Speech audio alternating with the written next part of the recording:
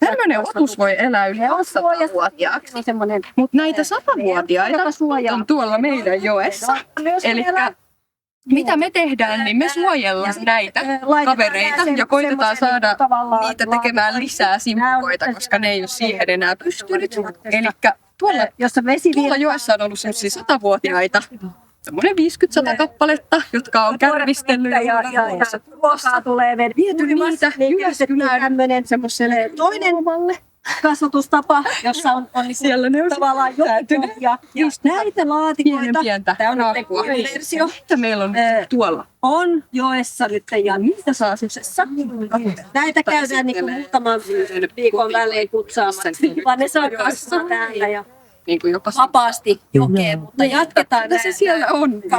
Molemmat jatkokasvatustavat.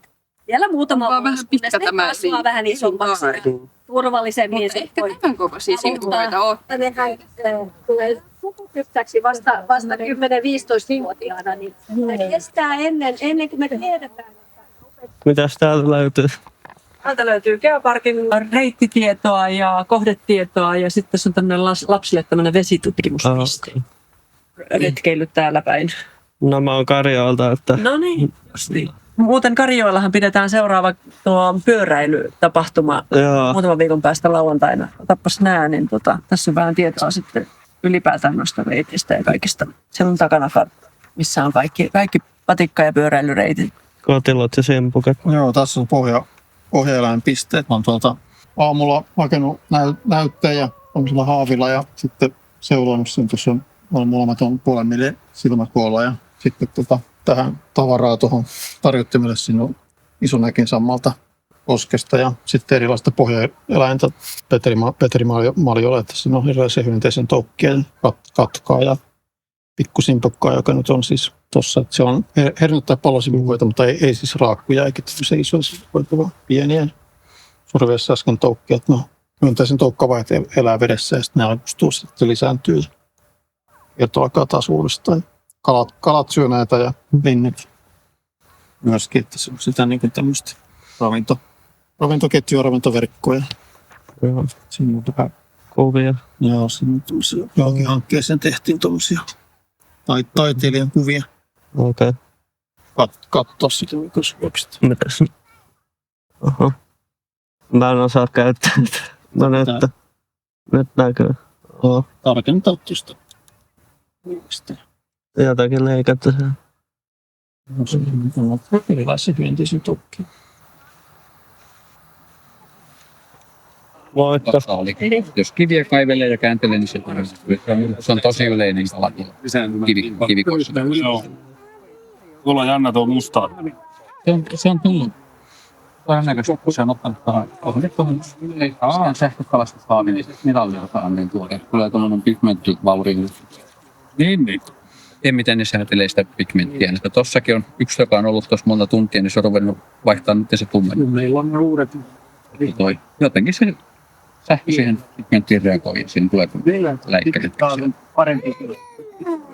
Ja vilkauraa ja aivan. Mitäs täältä löytyy? Soista ja suon ennallistamisesta eri asioita ja tässä niin kuin demo siitä, että miten toi vesi kulkee suon läpi tässä oikealla vastaa luonnontilasta suota, että meillä on tämä sammalkerros ja sitten on yhtenäinen turvekerros tuosta, jonka läpi sitten toi vesi kulkee. Se tulee sieltä hitaasti ja pikkuhiljaa tulee tuosta niin kuin vähän kirkkaampana tuosta läpi. Tämä on sitä vettä, mitä mä tuosta äsken laitoin, että siinä näkee vähän niin kuin sitä eroa siihen. Ja sitten tässä mä oon laittanut muutaman pillin tonne. Se vastaa ojitettua suota. Sieltä tulee heti enemmän läpi. Se pääsee nopeammin ja sitten tuossa näkee, että on se niin kuin pikkasen suodattanut tähän likaseen verrattuna, mutta tähän verrattuna niin siellä on paljon enemmän roskaa ja muuta kiintoaineista. Pääsee tuosta mukaan. Se niin kuin vaikuttaa siihen vesistöjen veden laatuun, että minkälaista aluetta siellä niin ympärillä, että missä se vesi sinne tulee.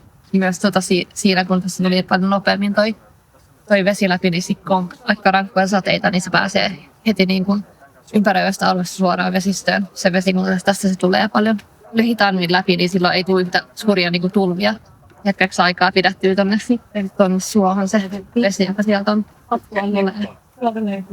Okei, kiitti.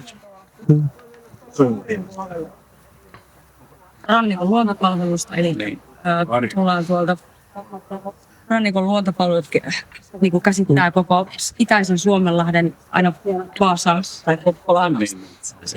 Tämä on hyvin laaja. Et nyt en muista, että onko Isojoella, mitä siellä, mutta tuossa on Teuvastakin. Teuvan suotaa, sieltä on.